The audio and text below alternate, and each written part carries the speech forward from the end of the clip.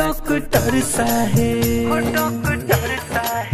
हाँ डॉक्टर साहेब, हमरा जान से एक बार रउआ मिला दी, हम मिला दी, हम मिला दी, पानी दे बेला हो, पानी दे बेला खून तैयारी, बाकी उनका के कसहु बचा ली, हो बचा ली, हो दिखा दी। डीजे मिठू राजा पटसोनी।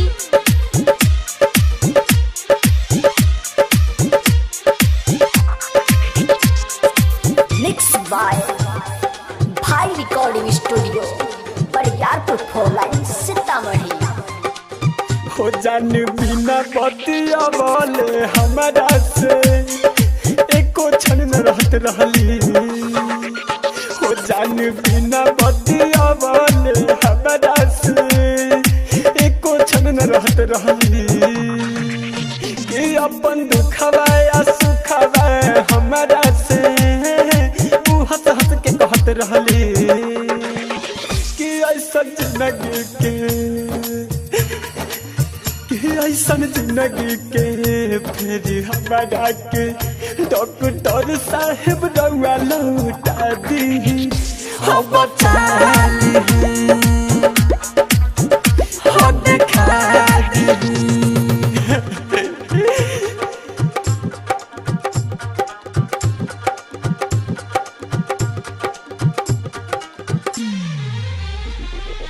डीजे मिठू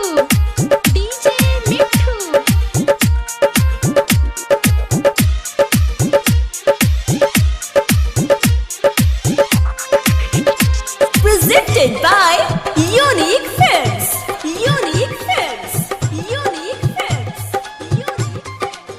हो विकास बिहारी उनकर सुरतिया बोलन कैसे भुला दी, हो विकास बिहारी उनकर सुरतिया बोलन कैसे भुला दी,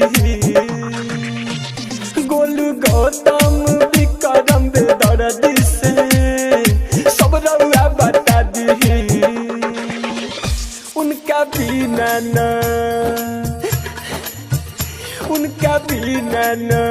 जिए पाइब हम, साथ छूटे न हाथ धरा दी, हो बचा ली, हो दिखा दी, पानी दे बेला हो, पानी दे बेला खून तैयारी, बाकी उनका के कसहु बचा ली, हो बचा ली, हो दिखा दी। भाई recording studio Bariyarpur 4 line Sitamarhi.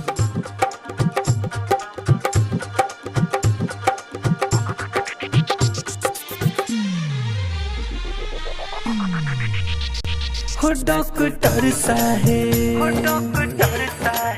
हाँ डॉक्टर साहेब, हमरा जान से एक बार रउआ मिला दी, हो मिला दी, हो मिला